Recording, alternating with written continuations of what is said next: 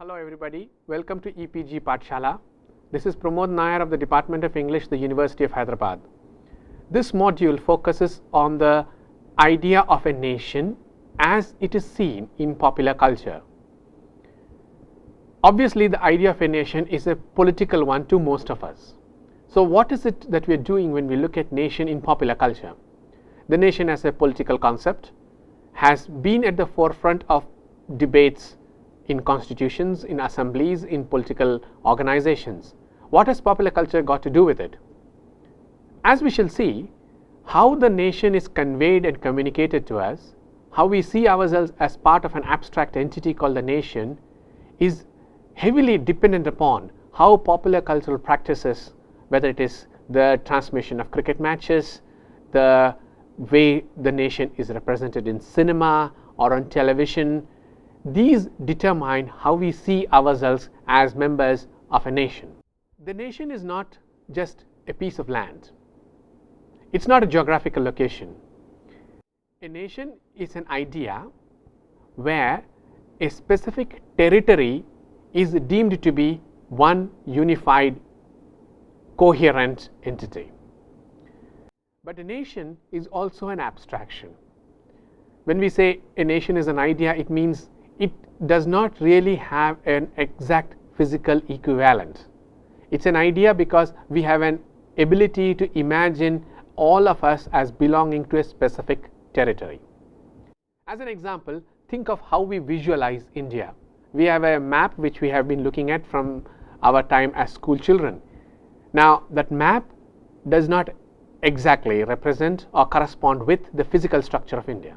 We cannot find ourselves there, but we imagine ourselves as belonging to this specific geographical territory.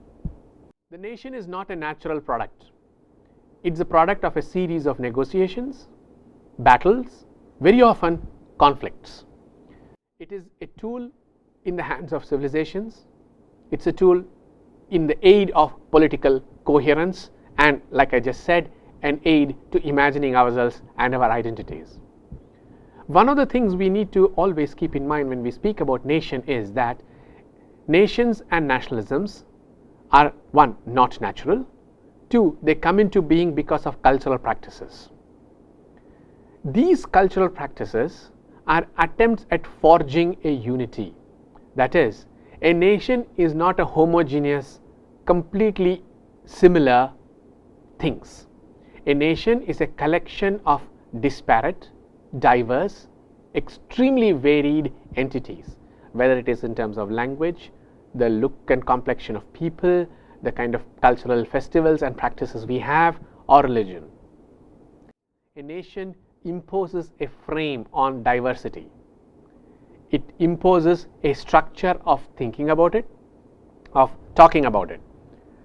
So, a nation is a political entity whose project is to impose some measure of coherence, some measure of unit on a territorial or geographical terrain.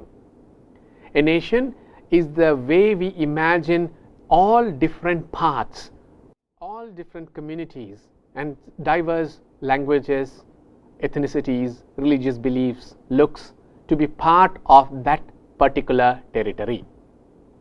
Now, whether these are real or not is not the point. The point is that the nation is conceptualized, is imagined as being unified. So, what I am looking at is a frame as a nation, a map that tells me and tells you, oh, we all belong here. Now, we may not belong in the sense we all have different habits, cultural practices, but we all assume that on a map you are here, I am here, but we are all part of that map. So, the map is a conceptualization of unity. The map is an aid to imagining ourselves in certain ways and therefore helping our governance. Ancient nations and modern nations are and have been drastically different. They were different in terms of how they were thought about. Plato thought about it in very utopian terms that nations will be ruled by poets and statesmen, and if you think in terms of modern nations, we have a very wide variety. Monarchies and dictatorships and democratic are the three most common ones. The nation as a political concept comes into being after the Westphalia Treaty, and much of what we understand as nationalism now, and we will come to that in some detail later, was the direct effect of the anti-colonial struggles. A nation defined itself as we versus them. The them used to be the European powers for most of us. So nationalism arose as an attempt to carve some kind of cultural, political and social unity. Political theorists like Partha Chatterjee have argued that a sense of the nation already existed in India for a very long time, even before the 19th century. He thinks in terms of a spiritual unity that cut across communities. Others have thought of affective as in sentimental connections that appeared to be one coherent whole. It simply means that people sitting somewhere up in the north and people sitting somewhere deep down in the south both think of themselves as connected, united, as part of a larger whole, as part of a larger territory, and as part, and this is important, part of a larger concept called a nation. In other words, when in the 19th century the leaders of the freedom struggle were talking about us versus them, they were envisioning a place, a territory and a cultural unity that could be treated as being in direct opposition to the British. I am using specifically the Indian case. What do we mean by this? Think about the shift from the 1850s to the 1900s, from the many kings and princes who came together in the mutinies of 1857 to the founding of the political parties of the late 19th century. What was the shift? The shift was, in the 1850s, these kings were battling the British in order to preserve their small units, their small pieces of territory and kingdoms. By 1890s and 1900, they were fighting for an idea of India. This is a very important move because for political scientists, this marks the beginning of a sense of national identity, which we supposedly didn't have before because people were interested as kings and princes in defending their small, a few thousand acres of land and a few subjects who practiced a certain religion. We have various functions of being a nation. The most important one, a nation is what enables governance. It gives us a government which has its own political and economic policies, social agenda. It has laws, policies, economic principles. So a nation has very strong political functions. But a nation also has very important social functions. We see ourselves as part of a larger project. Now, if you think in terms of just territory, this kind of idea, this concept of a nation doesn't quite work any longer. It doesn't work any longer because much of the Indian population lives abroad as well. If we say a nation is the coherent construction of a territorial and cultural unity, how do we explain these other forms, these other diffused audiences and people belonging to a particular nations? Do we think of diasporic or migrant populations as belonging to India? Some of you might be aware of the category that has been created, persons of Indian origin. What do we understand by that? The attempt here is to see and ensure that even the diasporic nationals, migrants, people who have lived abroad for a very long time, still retain some measure of connection with their countries of origin. Now, this is obviously a very difficult concept to impose across generations because people who migrated in their lifetimes as opposed to people who were born abroad to people who had migrated do not have the same sense of affinity with their countries of origin. For those of you who know your literary texts, if you read people like Hanif Qureshi and Jhumpa Lahiri, you see that shift. People who migrated from India and retained their strong connections with the idea of an Indian nation within quotes, and the next, second, third generation people who are born in the United States or England, whose connections with India are far more tenuous, far more difficult to keep in their heads. We are speaking here, please note, not of political connections. We are speaking in terms of social and affective connections, which is why I began by arguing that the nation is an abstract entity, but it has very strong moral, social and sentimental force and function. The diasporic community might feel strongly up to a certain generation. This does not necessarily mean that the next generation has similar conditions of connections. We also increasingly live in an age where much of our population not only lives abroad but continues to be connected in certain ways. Our economic policies are the subject of global interest. Our work conditions, the kind of work we do, are determined by corporations and bodies that exist outside our national borders. We live, in other words, in the age of globalization, and we experience what is often called the post-national condition, also sometimes used interchangeably with transnationalism or internationalism. What do we mean by this?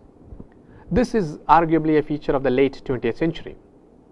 It means very simply, our country as a sovereign state, our country as a sovereign cultural entity, fortunately or unfortunately, depending on whose side you are on, has its economic policies determined by nations, organizations, corporate bodies who exist elsewhere.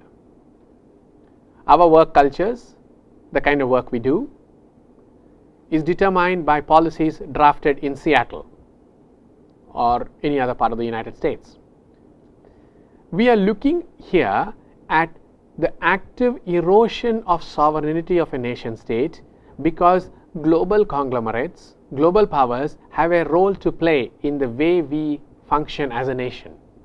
Transnationalism is a condition of the nation in the modern age. In the last decades of the 20th century, we begin to see this as a crucial condition. Whether this generates greater or lesser nationalisms, we don't quite know.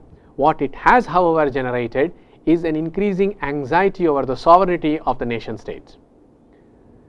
One of the curious features of nationalisms in the last decades of the 20th century has been the rise of both fundamentalism and sub-nationalisms, ethnic national identity campaigns, and these fledgling fuzzy communities who are all battling for nation status. Third world nationalisms like ethnic nationalisms have been proposing that the transnational actually means the destruction of the sovereign nation state. But they also suggest that, say, the black nationalists have done this very effectively, sometimes solidarity lies outside the national borders, that sometimes the racial identity, ethnic connections override geographical territory. Subnationalisms, therefore, very often threaten to be the cause of the breakup of the nation itself. That we, as a small, perhaps region, perhaps a small ethnic community, seek far more autonomy and independence than is possible under the structure of the nation state. Subnationalisms, more or less now, work alongside what has been termed long distance nationalism. I already mentioned persons of Indian origin as a cultural political development. Long distance nationalism has primarily to do with the existence of diasporic communities. These diasporic communities continue to make what has been called social remittances.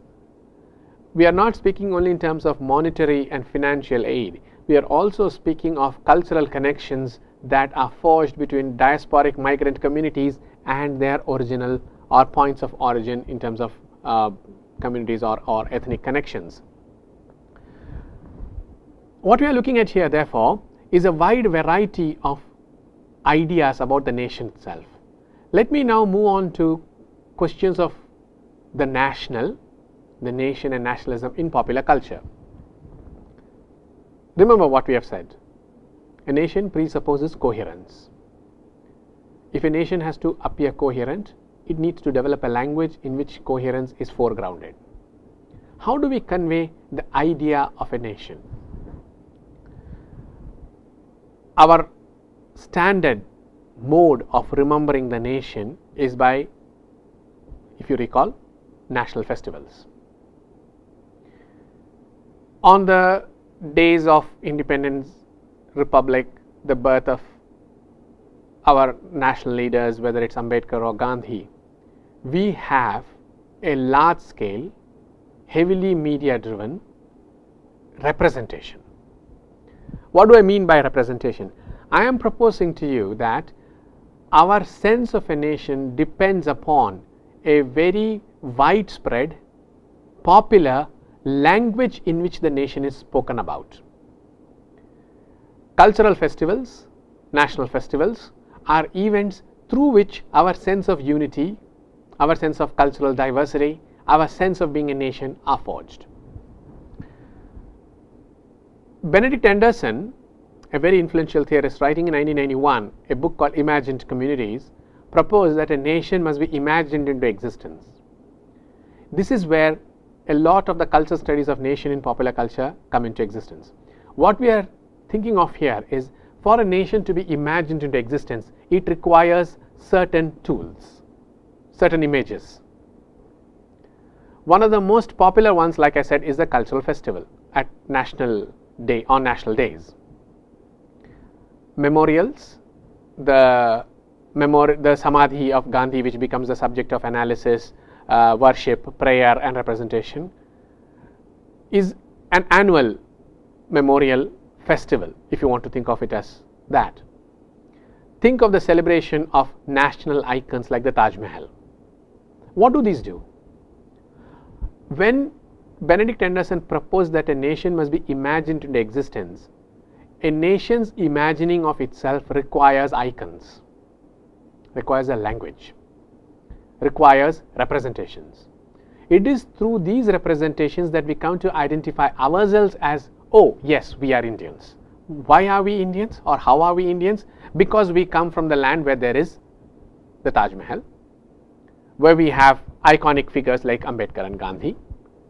We relate to them and they are part of the way we imagine ourselves. So popular culture is perhaps one of the most powerful domains in which the nation is imagined. Now, several of you might think of a political document like the Constitution. The Constitution also constructs the nation, no doubt about it. It declares the parameters of how we define ourselves, what the powers of various organizations of the government are, and so on and so forth. It defines territory, it defines the law. But let's accept it. Who reads the Constitution? What we do actually observe is a cultural festival. So therefore, I am suggesting to you that our sense of being a member of a citizen of a national community is made more forcefully and more effectively through the domain of popular culture. The idea of being a member of the Indian nation is brought home to us, for instance, every time India participates in the Olympic Games. We are on the cusp of the next edition of the World Cricket Championships. The pride we have, the despair we feel, the joy and the sadness that we associate with something that is only a game is actually not about the game. It's about the pride of being a member of a citizenry, of being part of a population that is represented in that game. What I am suggesting therefore is that popular culture gives us the icons and the representations needed to imagine ourselves as part of a nation. If you think in terms of any cultural festival, we have songs on television, films designed for it, award ceremonies. What do these do? They bring us together. I am suggesting to you that in addition to imagining a nation, we perform a nation, and those are public performances. Those are public performances in which we see ourselves. In the last decades of the 20th century, as I have already mentioned, with increasing erosion of the sovereignty of a nation due to transnationalism and globalization, we have encountered a phenomenon called the mobile nationalist condition. People travel, ideas travel, capital travels. But do understand that the travel is not one directional, it's multidirectional. Very often the traveling of objects, of people and of ideas ensures that the idea of the nation accompanies it. Let me give you an instance. For a very long time there has been a debate about what is Britain's national dish. It turned out to be something odd called the tikka masala. Whatever that meant for the British, we do not quite know. But what has happened is that an Indian set of condiments, modes of preparation, moves from beyond our borders into the sovereign space of British identity. Well, India doesn't necessarily travel in that fashion, but a certain Indianness or an Indian identity or an Indian idea travels. This is what I was speaking about as mobile nationalism. Mobile nationalism is the transmission of the idea of a nation in various popular, commercial and corporatized forms. Now, it might seem as though this is hardly a political, hardly of any political significance, but that's not true, because nationalism exists less in the political than in the cultural domain. And for mobile nationalism to assert this kind of power, it requires the transmission of goods. Some of you might be aware that as early as the 17th and 18th century, Indian spices were being exported into England, imported by the British East India Company. A certain idea of India was already traveling at that point in time. So, alongside the collapse or erosion of the nation state's borders due to globalization and transnationalism, we can also see a simultaneous extension of the nation. By mobile nationalism, I think of nationalism as being extended, the national identity being extended into other regions and domains. One of the most popular modes in which the nation gets represented is, of course, cinema. The film industry is, of course, in possession of its own language, its own grammar.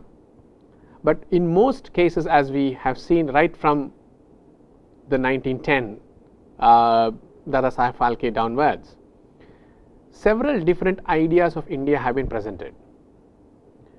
Major film critics and the Encyclopedia of Indian Cinema will map those moments. That's not my purpose here.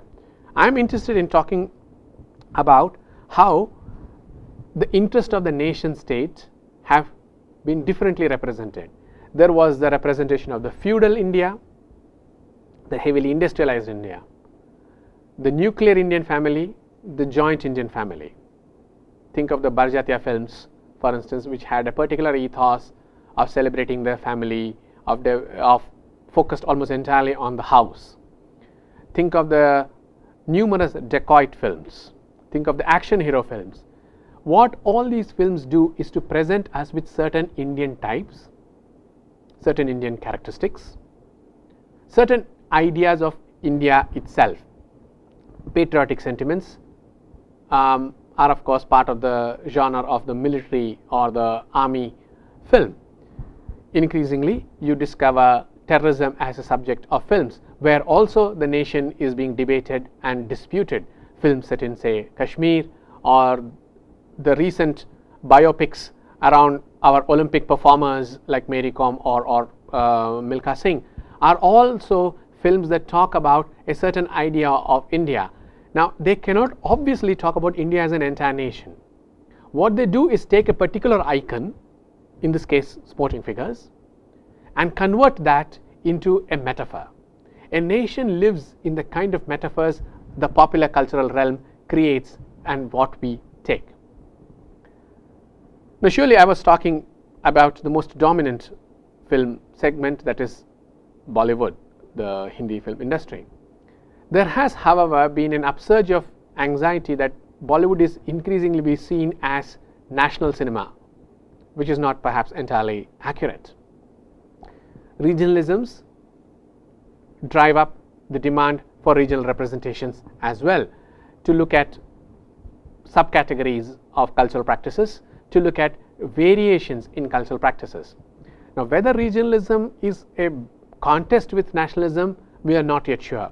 We do understand that regionalism does have a rather tension-filled relationship with it, because regionalism also almost verges on the subnationalist variety.